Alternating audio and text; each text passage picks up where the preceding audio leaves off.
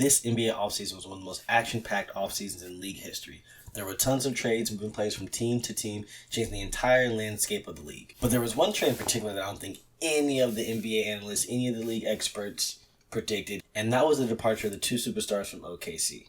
With new contracts for Paul George and Russell Westbrook, most people thought that the players would play together for a long time, but that wasn't the case. Paul George got the opportunity to play with Kawhi Leonard, and as soon as he got the chance, he jumped on it, elevating the Clippers to an immediate championship contender. On the other hand, Westbrook was traded to the Rockets for Chris Paul, and that didn't do much but bring more questions to how the Rockets are going to win this season. And those are some of the questions that we're going to answer right now. What it do, baby? It's your boy Supa back with another video, and this is going to be the first episode of the new Supa Sports Entertainment channel. Basically, if you see my last video, you know this is going to be our sports news channel. We can kind of talk about what's going on, NBA, NFL, baseball, whatever, and kind of debate and go back and forth. But today we're going to end up talking about the Westbrook trade. Now, I know a lot of Rockets fans were immediately excited about it, but then a couple seconds later thought about the trade in itself and thought to themselves, how is it going to work out? I mean, you got Russell Westbrook, super ball dominant. You got James Harden, extremely ball dominant. Put them together sounds great, but when you think about it and how they play, it might not be the best. Yes, both players are MVPs and they're both multi-time All-Stars, and yes, they've played together before at OKC. However, it was much different back then. Westbrook was clearly the alpha on the team. You had KD in the middle, and James Harden was moved to the bench as the sixth man. He was scoring on all the secondaries for teams, and yes, he would close some games. However, it was clearly Russell Westbrook and KD's team. Now that James Harden has had his scoring runs in MVP leagues and possibly another one, it's his team. And do you really think Westbrook will be able to handle that? I mean, at this point in both their careers, James Harden is a very ball-dominant player. It's not a bad thing. I mean, he's one of the greatest scorers that we've seen ever. But he does dominate the ball tremendously. He leads the league in usage rate basically every year, 39%. And then Westbrook's not far behind at about 30%. So both of them are going to need the ball in their hands to kind of do what they do.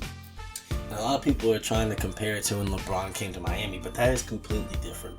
LeBron was a very dominant player, but he specializes in seeing the floor and passing the ball.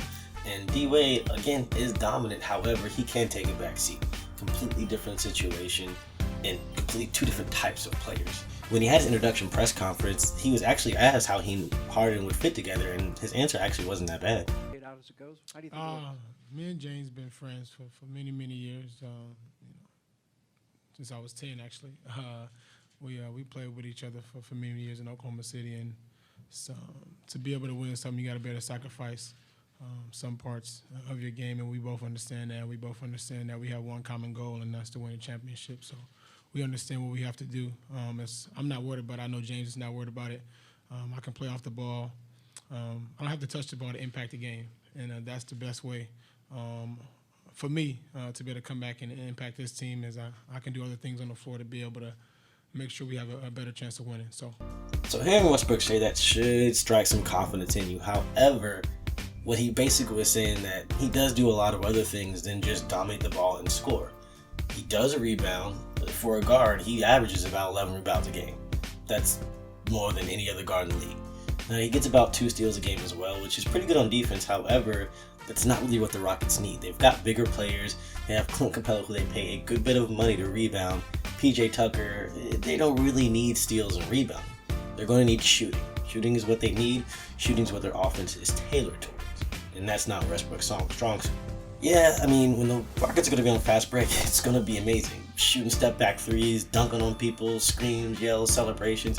It's going to be an amazing team to watch in the fast break. However, as soon as that game slows down, especially in the playoffs, is where they're going to struggle. I mean, the smart thing to do would be give James Harden the ball and kind of let him work and have Westbrook kind of stand around and move without the ball. However, when Westbrook catches and shoots, he only hits about 32% of those shots, which is not very good at all. And his three-point percentage period is only 32% as well, which is pretty bad. So in order for the Rockets to kind of do anything, he's going to have to elevate both of those numbers, which means a lot of gym time. Now, on the opposite side, you could give Westbrook the ball and kind of let him do his thing and distribute, because James Harden does actually shoot pretty well off catch and shoot. He also has a much higher three-point percentage.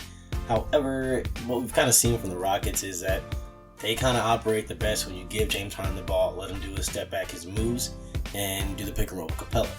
Giving Westbrook that, it's not going to be the same situation. They're going to play off of him, and that pick and roll is not going to be the same if we had Harden doing it. But one reporter did ask Westbrook how he would fit in the Rockets' previous style, and this is what he said.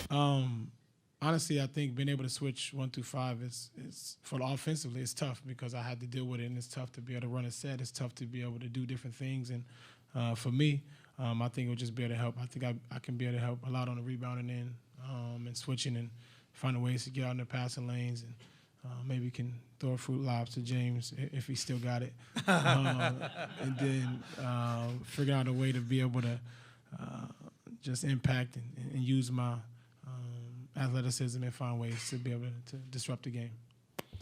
I mean, at the end of the day, as long as Russ isn't jacking up threes and shooting too soon to the shot clock, they should be pretty successful. I mean, that's going to be hard to say and hard to do considering that's D'Antoni's offense. Shoot, shoot, shoot.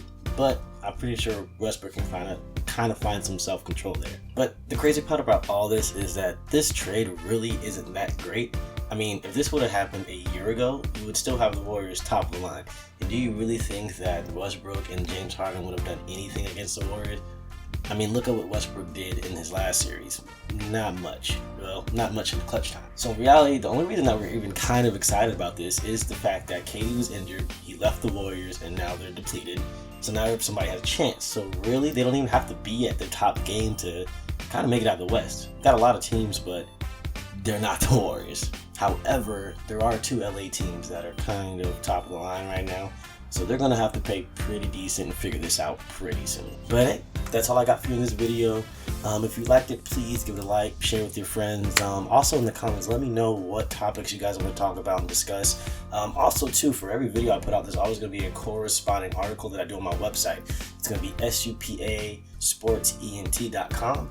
That's going to be my website. Let's start some discussions over there about this article. That's where we're going to kind of talk about everything over there. So Super Sports Entertainment, links going to be in the description. I love y'all. Peace.